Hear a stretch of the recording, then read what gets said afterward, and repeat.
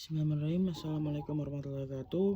Perkenalkan, nama saya Syaiful Romli, mahasiswa Universitas Madalan Yogyakarta, jurusan Pendidikan Agama Islam.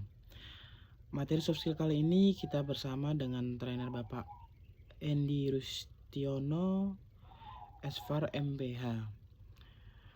7 target pelatihan ini adalah: yang pertama, mengetahui makna sukses dan pribadi dengan karakteristik rahmatan lil alamin. Yang kedua, mampu mengidentifikasi impian besar dalam hidupnya secara smartis. Yang ketiga, mampu mengidentifikasi karakteristik figur yang mempresentasikan impian mereka. Yang keempat, mampu mengidentifikasi karakteristik diri saat ini. Yang kelima, mampu menemukan gap antara impian dan kondisi saat ini. Yang keenam, mampu menyusun rencana pengembangan diri untuk meraih mimpi. Dan yang ketujuh, menginternalisasi semua niat dan perencanaan pengembangan diri yang telah disusun sebagai wujud rahmatan lil alamin. Untuk alur pelatihan, yang pertama ada sesi 1 makna sukses, sesi 2 itu career planning, sesi 3 rahmatan lil alamin.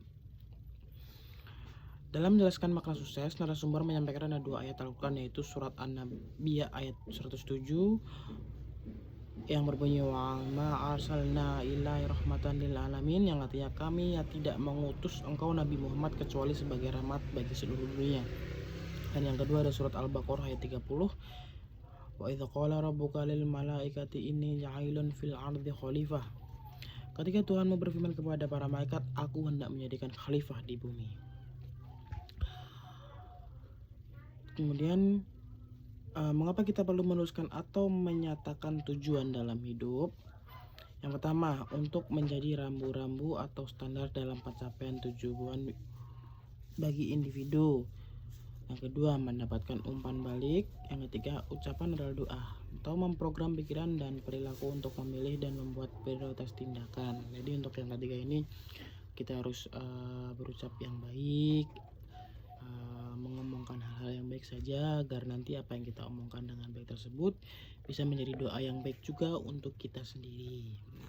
Dan juga kita bisa harus menghindari ucapan-ucapan yang tidak perlu,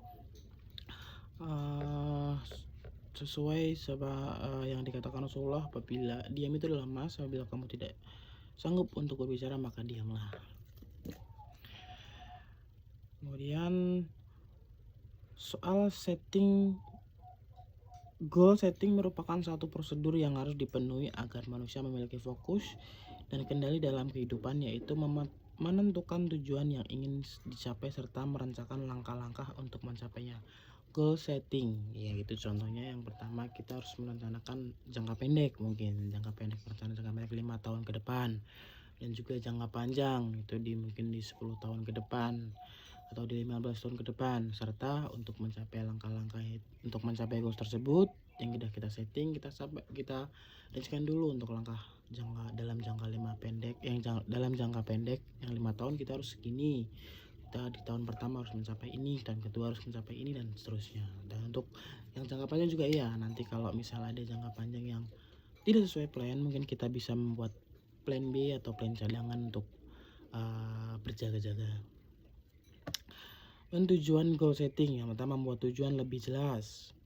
Yang kedua, membantu lebih fokus, meningkatkan motivasi dan memudahkan mencapai keberhasilan. Itu adalah tujuan-tujuan dari goal setting.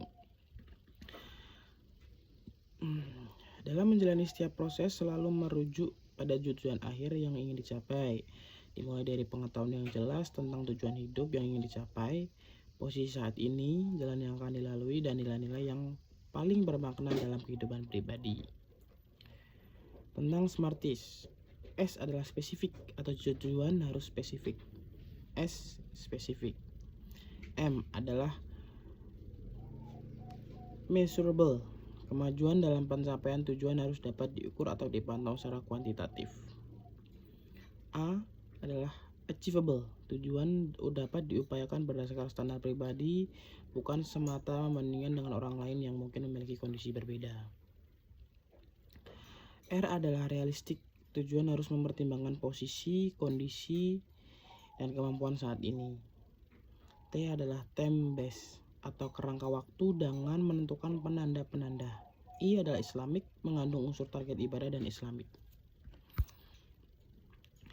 Contoh figur yang bisa dijadikan inspirasi kita, yang pertama ada tokoh dari Muhammadiyah, Haji Muhammad Rashidi atau Menteri Agama Republik Indonesia yang pertama, Kiai Haji Mas Ahmad Marzuki, pahlawan nasional, Dr. Sutomo, pahlawan nasional, Kiai Haji Ahmad Dahlan, pahlawan nasional, serta Profesor Dr. Ahmad Syafi'i Ma'arif, cendekiawan dari Indonesia. Selain kelima tokoh tersebut, terdapat juga salah satu tokoh yang menjadi pergerakan saudagar Muhammadiyah, yaitu M. Najih. M. Najih merupakan CEO dari Kelola Mina Laut Group. Sifat-sifat pribadi beliau yang bisa menginspirasi kita antara lain visi, keberanian, kreativitas, tahan kritik, serta tidak cepat puas. Dalam kegiatan ini, trainer mendampingi kita untuk membuat career planning.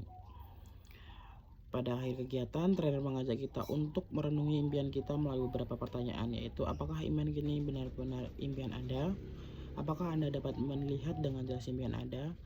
Apakah Anda bersedia berkorban untuk mewujudkannya?